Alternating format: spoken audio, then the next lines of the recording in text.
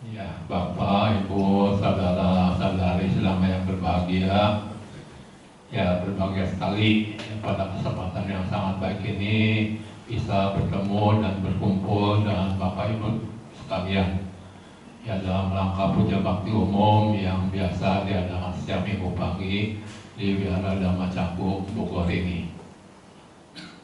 Ya, Bapak Ibu sekalian, ya banyak sekali ya kebajikan-kebajikan atau berkah-berkah yang bisa kita lakukan ya ketika mengikuti puja bakti seperti ini. Tadi Bapak Ibu sekalian sudah melakukan penghormatan awal kepada Sang Tiratana, kepada Buddha, Dhamma, dan Sangha. Ya, di dalam Manggala Sutta dinyatakan bahwa menghormat kepada orang yang patut dihormati itu adalah berkah utama. Tadi Bapak Ibu sekalian juga sudah memohon Tisarana dan Pancasila, memperkokoh keyakinan kepada Buddha, Dhamma, dan Sangha, dan memperbarui sila. Tadi sudah mengulang kembali ya sebagian dari khotbah Sang Buddha. Ya, tadi sudah makan bawana, mengembangkan batin, karya yang luhur, dengan jalan makan meditasi. Ya, mencoba untuk mengurangi dan mengikis segala kotoran batin yang ada di dalam diri kita. Ya, seperti keserakahan, kebencian, maupun kebodohan batin. Ya, kemudian ya mendengarkan khotbah Dhamma, nanti ada dana paramita dan ditutup dengan patidana. Ya, pelimpahan jasa kebajikan bagi para leluhur dan sanak keluarga yang telah meninggal. Ya, jadi ya dimanapun ada puja bakti seperti ini, hendaknya jangan sampai dilewatkan. Ya, karena banyak sekali ya kebajikan atau berkah-berkah yang bisa kita lakukan ya ketika mengikuti puja bakti seperti ini. Ya, Bapak Ibu sekalian, khotbah pagi ini diambil dari kitab Suci Dhammapada ayat 182. Ya, ayat 182 ini terdiri dari 4 baris. Ya, baris yang pertama adalah Kico manusia patilabu, sungguh sulit untuk dapat dilahirkan sebagai manusia. Ya, Bapak Ibu sekalian, ya terlahir sebagai manusia sungguh suatu hal yang sangat menguntungkan dan membahagiakan. Karena apa? Karena untuk dapat lahir sebagai manusia itu adalah sangat sulit sekali. Ya, di samping itu, ya alam manusia ini termasuk salah satu alam yang menyenangkan. Ya, di samping alam dewa. Ya, di samping alam-alam yang menyenangkan, ada yang disebut alam-alam yang menderita. Ya, alam-alam apa ya? Alam-alam yang tidak menyenangkan. Ya, alam-alam yang apa ya ini ada 4, yaitu alam neraka, alam binatang, alam peta atau alam setan kelaparan, dan alam asura atau alam raksasa. Ya, sekali suatu makhluk lain yang malah menderita, maka sangat sulit sekali bagi mereka untuk dapat lahir kembali di alam manusia atau di alam dewa. Ya, karena apa? Karena makhluk-makhluk di alam menderita ini mereka sangat sulit sekali untuk bisa berbuat kebajikan. Ya, jangankan untuk bisa meditasi, ya untuk berdana atau melaksanakan sila saja sangat sulit sekali. Ya, kita lihat ya bagi mereka yang terlahir ya di alam neraka. Ya, setiap saat makhluk dalam neraka ini mereka mendapatkan siksaan. Dan siksaan yang mereka terima ini ya siksaan-siksaan yang sangat berat sekali. Ya, ada yang dibakar, digoreng, ditusuk, dan siksaan-siksaan yang mengerikan lainnya. Ya, walaupun mereka mendapatkan siksaan yang demikian mengerikan setiap saat, ya, tetapi kalau karma buruk mereka di alam neraka ini belum habis, maka mereka ini tidak akan pernah mati-mati di alam neraka. Ya, dan sekali-kali di alam neraka ini waktunya ya sangat lama sekali. ya bisa sampai 1 kalpa atau lebih. Ya, lamanya 1 kalpa ini sama dengan lamanya umur 1 dunia. Ya, jadi kalau misalnya dunia kita sekarang ini, ya dari mulai terbentuk sampai nanti dunia itu hancur, nah itu adalah lamanya 1 kalpa. Ya, sangat lama sekali ya. Sedangkan untuk hancurnya dunia kita ini masih sangat lama sekali. Karena nanti di dunia kita ini masih akan muncul seorang Buddha yang bernama Maitreya atau Maitreya. Ya, di mana kebetulan Buddha Maitreya atau Maitreya ini nanti pada saat umur rata-rata manusia mencapai 80.000 tahun. Ya, jadi sangat lama sekali. Ya, 1 kalpa ini bisa miliaran tahun. Ya. Ya, kemudian kita lihat mereka yang terlahir sebagai binatang. Ya, yang mereka dalam binatang ini mereka diliputi oleh kebodohan batin yang sangat tebal sekali. Mereka tidak bisa membedakan mana yang baik, mana yang buruk, mana yang benar, mana yang salah, mana yang patut dilakukan, mana yang tidak patut dilakukan. Ya, coba saja ya kalau binatang melihat makanan, ya mereka pasti tidak tanya-tanya ya makanan siapa, langsung dimakan. Ya, kalau perlu mereka merebut makanan dari binatang-binatang lainnya. Kemudian kita lihat bagi mereka yang terlahir di alam petak atau alam kelaparan. Ya, hampir sebagian besar dari makhluk petak ini mereka mengalami kelaparan dan kehausan. Ya, mereka mengalami kelaparan dan kehausan ini bukan hanya dalam waktu harian, mingguan, atau bulanan. Ya, mereka mengalami kelaparan dan kehausan ini ya bisa tahunan, ya bahkan bisa lebih lama lagi. Dan banyak di antara peta ini mereka ya tidak mempunyai pakaian, ya alias telanjang. Ya, jadi ketika hari hujan mereka kehujanan, ketika hari panas mereka kepanasan, ketika hari dingin mereka kedinginan. Dan makanan-makanan yang mereka makan adalah makanan-makanan yang menjijikan, ya seperti air liur, ingus, ludah, darah, dan makanan-makanan menjijikan lainnya. Dan sekali lagi alam peta ini juga waktunya bisa lama sekali, ya ada yang sampai 1 kalpa. Ya, kemudian kita lihat ya bagi mereka yang terlahir di alam asura atau alam raksasa. Ya, makhluk asura atau raksasa ini mereka diliputi oleh iri hati dan kebencian terhadap keberadaan para dewa. Ya, mereka selalu ingin merebut kedudukan para dewa dan berperang dengan para dewa. Yaitu adalah kehidupan makhluk-makhluk yang malam yang menderita. Ya, sekarang kita lihat yang terlahir di alam-alam yang menyenangkan, ya alam manusia dan alam dewa. Ya, untuk mereka yang terlahir di alam dewa, ya di sana tidak ada kesusahan, yang ada adalah kesenangan. Dan kesenangan di alam dewa ini ya, sangat tidak terbatas sekali. Ya, karena di alam dewa ini tidak ada yang mengalami kesusahan, maka untuk berbuat kebajikan di alam dewa ini sangat sulit sekali, ya karena tidak ada yang kesusahan. Dan di alam dewa ini tidak ada sangga, tidak ada perhubungan para biku, dan juga tidak ada tipitaka, ya kitab suci ajaran Sang Buddha. Ya, jadi bagi mereka yang terlahir di alam dewa tetapi memiliki kebijaksanaan yang rendah, maka sangat sulit sekali bagi mereka untuk bisa maju dan berkembang di dalam Dhamma.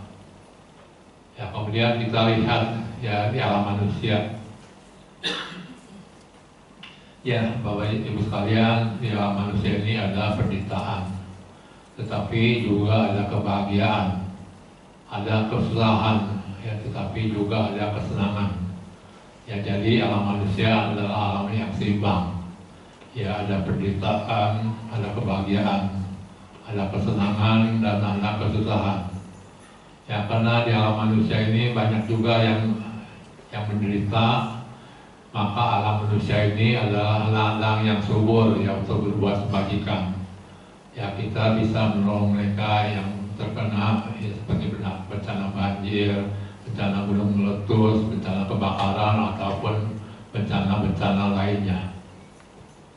Ya, di alam manusia ini ada sangga, ada perkumpulan para biku, dan juga ada Tipitaka, kitab suci ajaran Sang Buddha.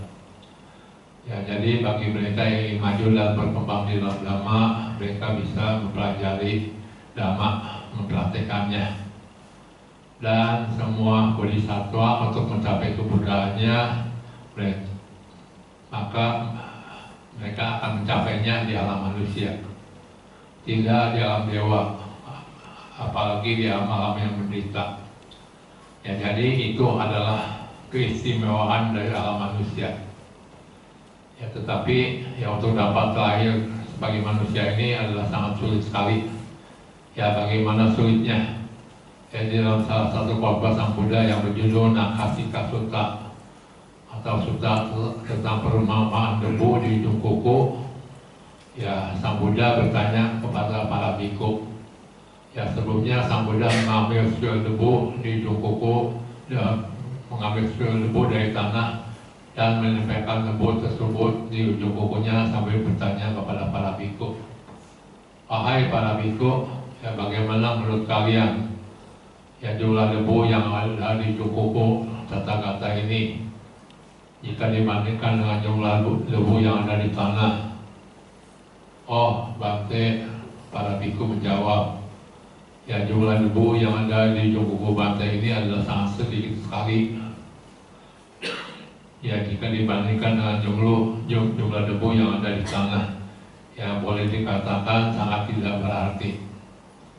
Ya, kemudian Sang Buddha melanjutkan, "Demikian juga para biku, untuk dapat terlahir sebagai manusia ini adalah sangat sedikit sekali, ya seperti jumlah debu yang ada di ujung kuku Tathagata ini. Jika dibandingkan dengan mereka yang terlahir di alam-alam menderita seperti jumlah debu yang ada di tanah."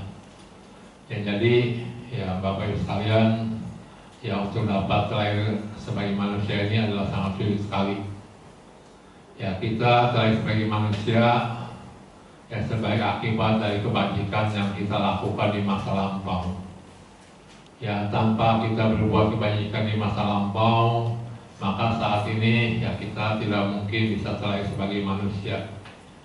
Ya, jadi ya sesulit apapun kita sekarang ini, atau sesenang apapun kita sekarang ini, hendaknya jangan lupa ya untuk berbuat kebajikan. Ya, karena hanya dengan kebajikan inilah ya kita bisa meningkatkan kualitas hidup kita pada yang lebih baik, yang lebih bahagia, pada yang lebih luhur. Yang kemudian baris yang kedua adalah Kicang Macana Jiwitang. Ya, sungguh sulit untuk dapat bertahan hidup. Ya, Bapak Ibu sekalian, untuk dapat bertahan hidup kita membutuhkan makanan, pakaian, tempat tinggal, obat-obatan, dan kebutuhan-kebutuhan lainnya. Dan ya tidak semua orang bisa memenuhi kebutuhan-kebutuhan ini dengan cara yang halal, ya dengan cara yang sesuai dengan Dhamma. Ya, banyak di antara mereka yang memenuhi kebutuhan-kebutuhan ini ya dengan cara mencuri, merampok, ya menodong, melakukan pembunuhan, melakukan korupsi, berdagang narkoba, ataupun ya melakukan perjudian dan perbuatan-perbuatan buruk lainnya. Dan tidak semua orang bisa hidup sampai tua.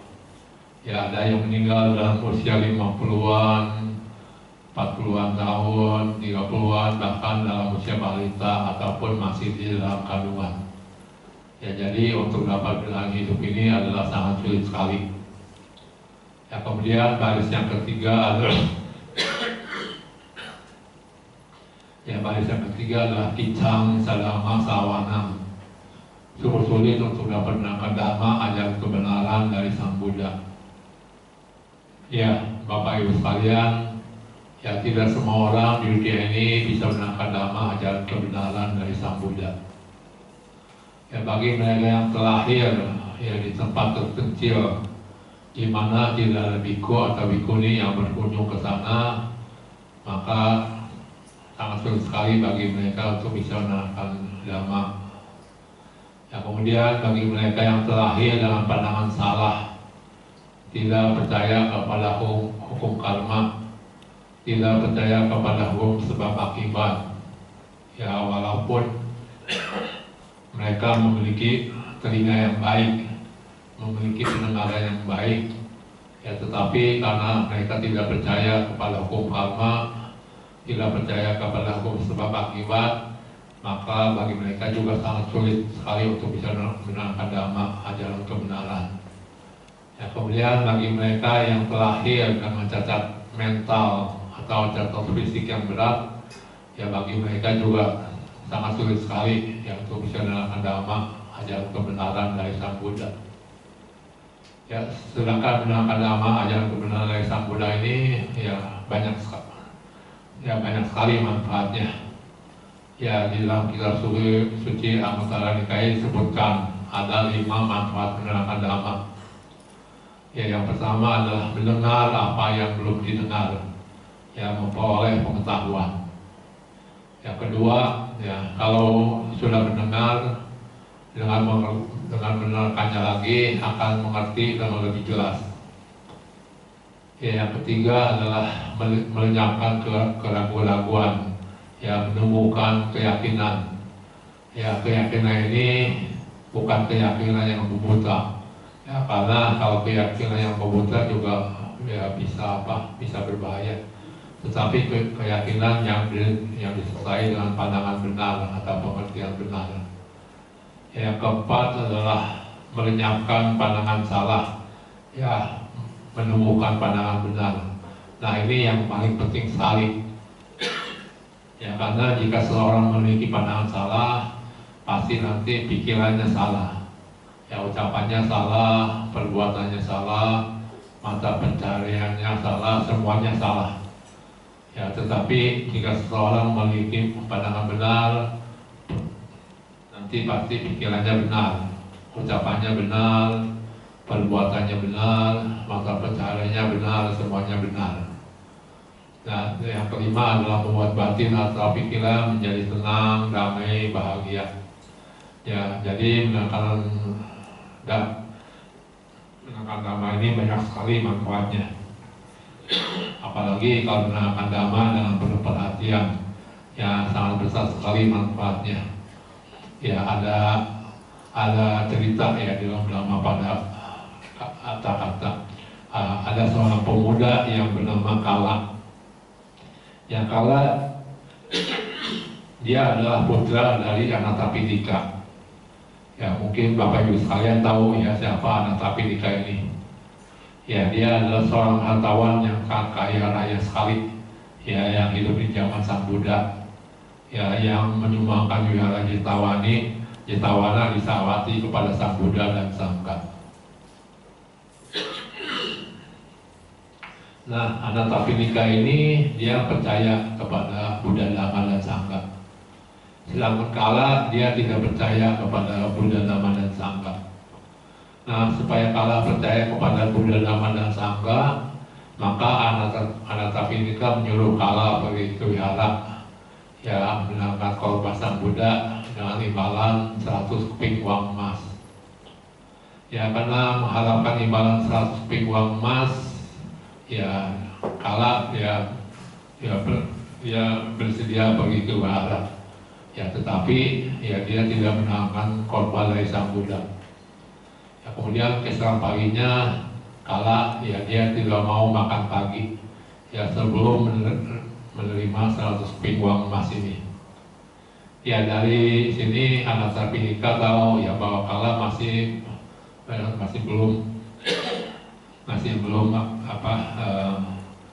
belum bersedia atau menerima Buddha, Dhamma, dan Sangha. Ya, belum percaya kepada Buddha, Dhamma, dan Sangha. Ya, kemudian supaya Kala percaya kepada Buddha, Dhamma, dan Sangha, ya kembali Anathapindika menyuruh Kala pergi ke wihara menyerahkan korban dari Sang Buddha dengan imbalan 1000 keping uang emas. Ya, tetapi dengan syarat bahwa Kala harus bisa menceritakan kembali khotbah Sang Buddha. Ya, karena mengharapkan imbalan 1000 keping uang emas, maka Kala bersedia pergi ke wihara. Ya, karena harus bisa menceritakan kembali khotbah Sang Buddha, maka Kala mendengar khotbah Sang Buddha dengan penuh perhatian.